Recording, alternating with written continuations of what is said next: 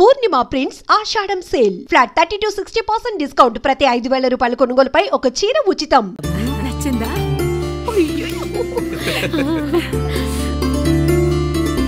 వాడికేం తెలుసు అన్నయ్య గారు, చిన్న పిల్లాడు. ఇప్పటికీ ఆకుని చెవులో పువ్వుని నోట్లో పెట్టుకొని తిరుగుతూ ఉంటాడు.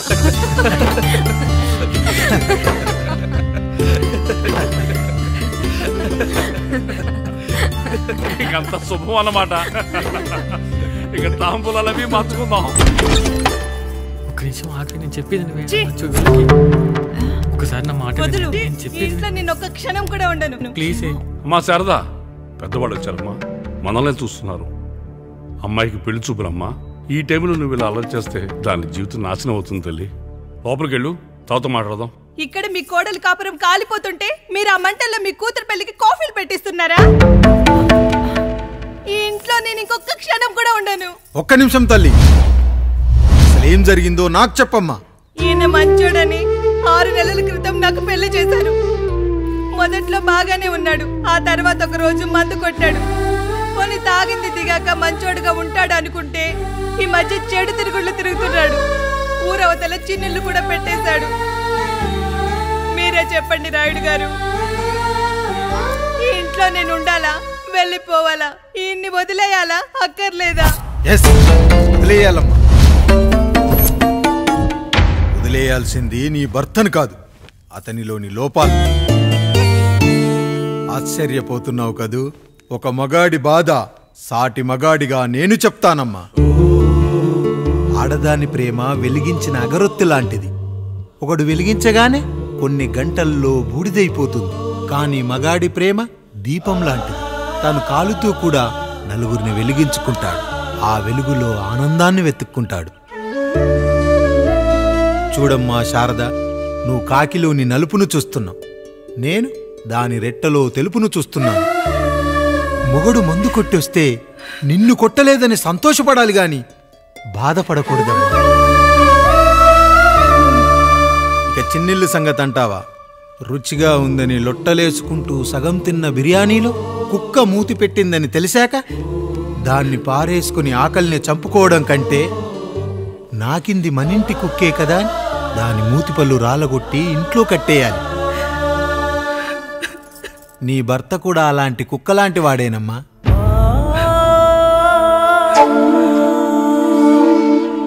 ఆడదానికి వయసొచ్చాక 3 ముళ్ళేసుకొని 90 ఏళ్ల జీవితం గురించి కలలు కంటుంది. అదే మగాడు 3 ముక్కలాడి 90 ml మందేయాలని కలలు కంటాడు. హౌస్లోనికి హౌస్ కీపింగ్కి తేడా తెలియని అమాయకపు జాతి అమ్మా మా మగజాతి. పండగ పూట తినే పాయసం రుచి గురించి మీకు తెలిసి ఉండొచ్చు.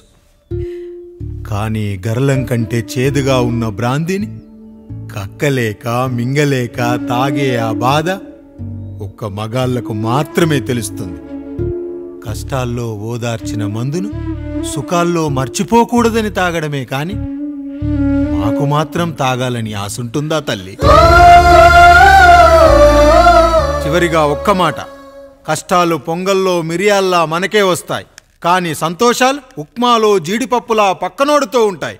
ఎదుటివాడి ఉప్మాలో కూడా పనికిరాని కరివేపాకుంటుందని సర్దుకుపోవడమే జీవితమమ్మా. రాయుడు గారు, నన్ను క్షమించండి. రాయుడు గారు, నన్ను క్షమించండి. నా తప్పు నేను తెలుసుకున్నాను. ఈ రోజు నా 2 బిడ్డల జీవితాన్ని కాపాడారు రాయుడు గారు. ఈ శుభ కార్యక్రమాన్ని కూడా మీరే జరిపించండి. తప్పకుండా.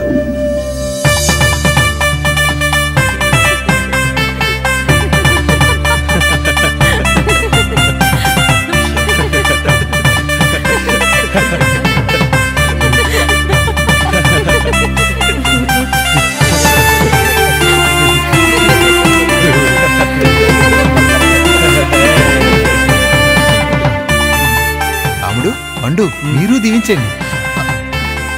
దీవించండి.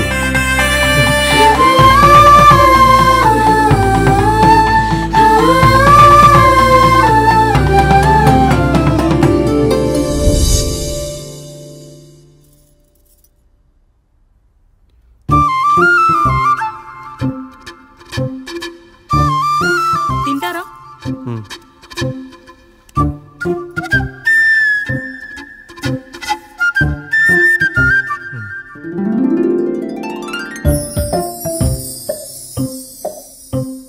టైమా?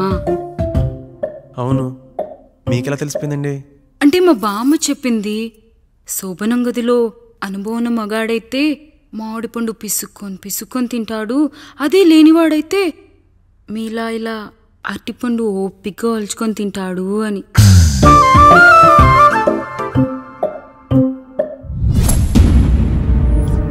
ఏంటవి?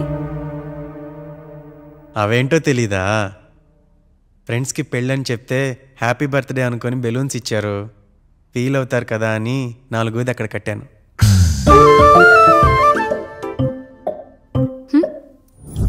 అన్నీ వచ్చాడు. పిల్లల గదిలోకి వెళ్ళారా? వెళ్ళారండి. మీరెంత ఏంటి ఇంత రాత్రి అయినా ఇంకా పడుకోలేదా? మీరు లేనిది ఎప్పుడైనా పడుకున్నామా అన్నయ్య? అందరం కలిసే కదా పడుకునేది మావయ్య.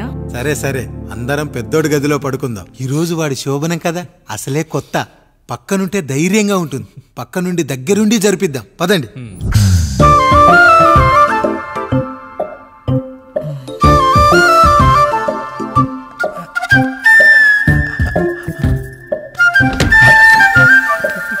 కానివ్వండి రా, కానివ్వండి కానివ్వండి. మీరేంటి మావయ్య ఇక్కడ పడుకుంటున్నారు? అదేంటమ్మా పెద్దోడా, చెప్పలేదా? మేమంతా కలిసే పడుకుంటామమ్మా, నువ్వు మాతో పాటే. అవును భార్గవి. మీరు ఊరుకోండి. మీరు ఇక్కడ పడుకోవడం నాకు ఇష్టం లేదు మావయ్య.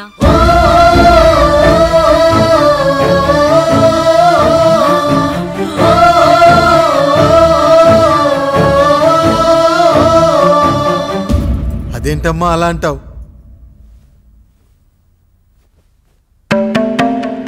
ఎన్నో చూసాం, ఎన్నో చేశాం. దుక్కి దున్ని కోత కోయకుండానే ఈ విత్తనాలన్నీ మొలకొచ్చాయంటావా తల్లి? అవన్నీ నాకు తెలియదు మావయ్య, మర్యాదగా బయటికి వెళ్ళండి.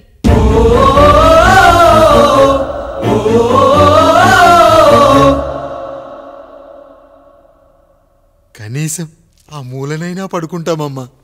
నువ్వైనా చెప్పరా పెద్దోడా? అంటే తను ఇబ్బంది పడుతుంది కదా నాన్న.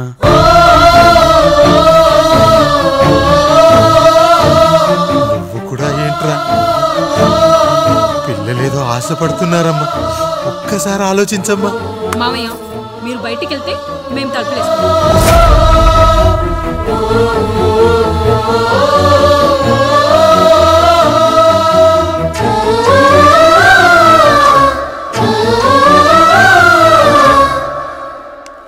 వేసుకోండి అమ్మా, వేసుకోండి, తలుపులు వేసుకోండి.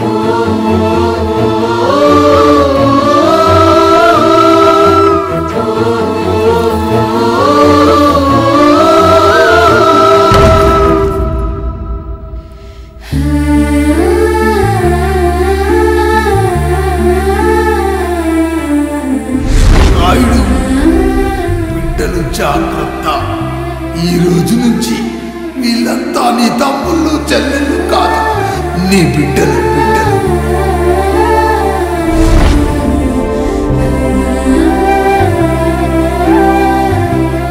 జానకి, ఏమండి? సావిత్రి, ఏమండి? లక్ష్మి, ఏమండి? మన గదిలోకి పదండి. ఇక నుంచి ఎవరి పిల్లలతో వాళ్ళ గదిలోనే పడుకోవాలి. ఇది ఈ రోజు నుంచి ఈ వంశానికి రాస్తున్న కొత్త శాసనం. అయ్యా అలా అరకండి అయ్యా, మీరు లేకుండా మేము ఎప్పుడైనా విడిగా పడుకున్నాము. అంతా కలిసే కదయ్యా పంచుకున్నాం. వెళ్ళరా వెళ్ళు, నీకు భార్య ఉంది, నీకు పడగది ఉంది. వేసుకోండి రా, మీరు వేసుకోండి, తలుపులు వేసుకోండి. మీరు కూడా ఏంటండి పిల్లలేదు?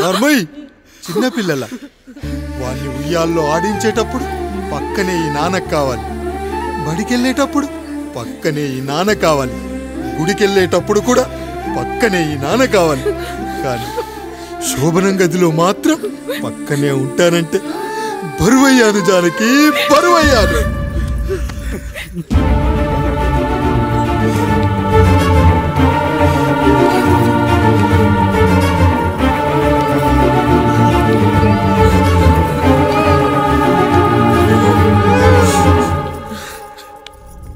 ఏంటండి ఇంకా అదే ఆలోచిస్తున్నారా?